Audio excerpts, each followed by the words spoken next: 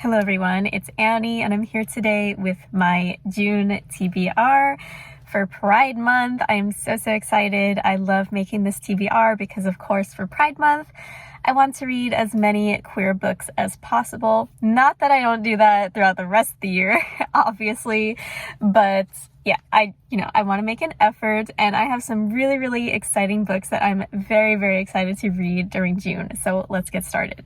Okay, so first we have a YA contemporary romance, which is the book for my Sapphic book club, You Don't Have a Shot by Raquel Marie, who I absolutely loved. Her first novel, which is Ophelia After All. I loved that book.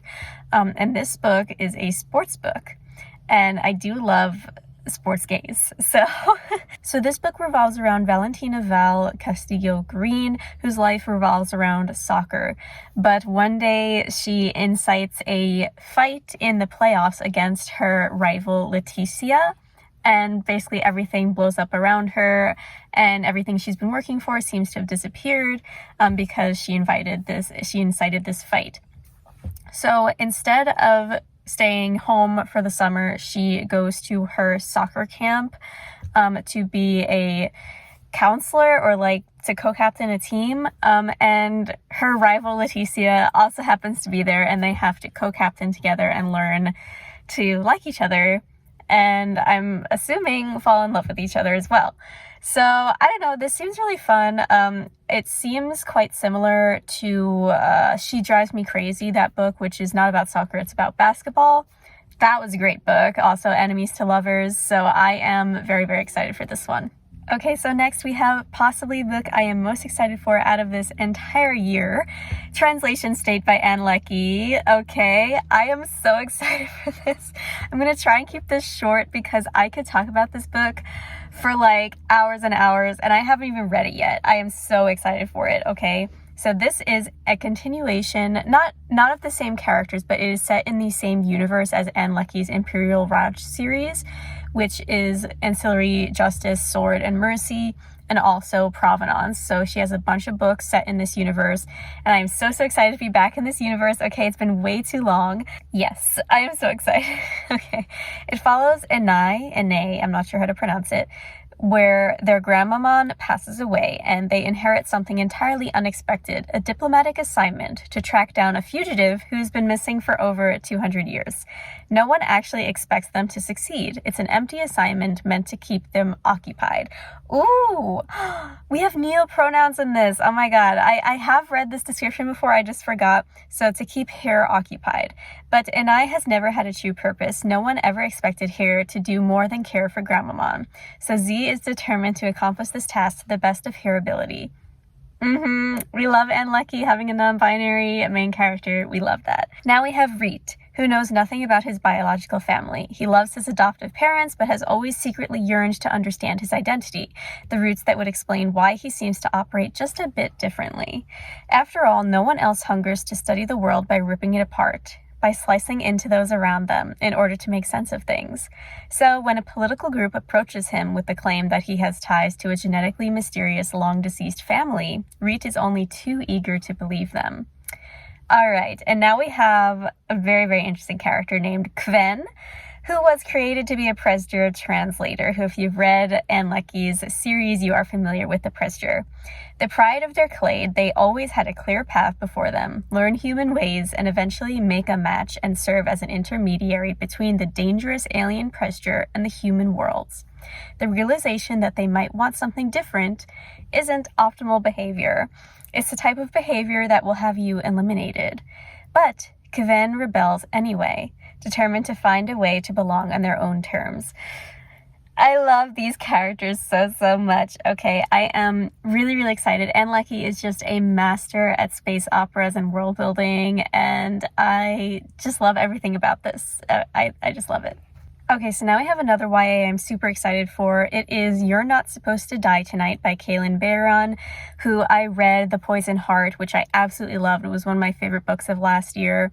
And this is a horror novel, which is an homage to the 80s slasher films. And I love novels that do this, so I'm really excited for this, okay?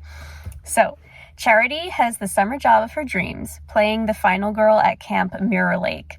Guests pay to be scared in this full-contact terror game, as Charity and her summer crew recreate scenes from a classic slasher film. The more realistic the fear, the better for business. But the last weekend of the season, Charity's co-workers begin disappearing. And when one ends up dead, Charity's role as the final girl suddenly becomes all too real. We love that. If Charity and her girlfriend, Bezzy, hope to survive the night, they'll need to figure out what this killer is after. Is there more to the story of Mirror Lake and its dangerous past than Charity ever suspected? Maybe. I love this. I love that it's sapphic. I am really, really excited. I think the cover's really fun. I just think this is going to be like a really fun time. And for some reason, even though it's not Halloween, I've been kind of starting to feel the draw to horror again. So I think this will be a really fun way to start reading more horror. Okay, and now we have another space opera, The Splinter in the Sky by Kemi Ashingiwa. I am so excited about this. I have a physical ARC, but it's packed in a box right now. So this is another queer. I don't know how queer it is, but it is tagged lesbian, so I am hoping against hope that the main character is sapphic. The synopsis doesn't say exactly. Okay, so the dust may have settled in the war of conquest between the Holy Valberon Empire and the Ominirish Republic, but the Empire's surrender means little, especially to a lowly scribe like Anytun, given her country's continuing status as a Valberon province. All she wants is to quit her day job and expand her fledgling tea business. But when Imperial agents assassinate her lover and abduct her sibling, Anytun abandons her idyllic plans and embarks on a rescue mission, weaving her tea tray up through the heart of the Valberon capital. That's all I'm going to read. Okay, I am so excited for this. This is one of my most anticipated reads, and I'm so happy that I have an ARC. This is going to be the first book that I read in June, even before translation state. Okay, maybe not. I don't know. I'm equally excited for both of them. I cannot wait for this. This sounds amazing. Space opera, queer, and tea is involved. That just sounds awesome. I've seen it compared to A Memory Called Empire, which, if you know, that's my favorite book of all time. And Kemi's an amazing author, so I am super excited for this. Okay, so I am also going to be reading Captive Prince by C.S. Pacat, because I'm doing this for someone in my life, and I'm a little wary about it, but I am excited because it's been on my radar for a long time. And I also got a free trial for Audible, and I had a credit, and apparently the audiobook is only available on Audible, so I was like, you know what, just go for it. I'm never going to get another chance to get the audiobook, so we're doing this. Okay. So it follows Damon, who is a warrior hero to his people and the rightful heir to the throne of Achilleos. But when his half-brother seizes power, Damon is captured, stripped of his identity, and sent to serve the prince of an enemy nation as a pleasure slave. Beautiful, manipulative, and deadly, his new master, Prince Laurent, epitomizes the worst of the court at Vere. But in the lethal political web of the Varetian court, nothing is as it seems, and when Damon finds himself caught up in a play for the throne, he must work together with Laurent to survive and save his country. Interesting. Okay, so yeah, I mean, I hope I like this. I really do. We're gonna find out. I mean, what better month to read this in than Pride Month?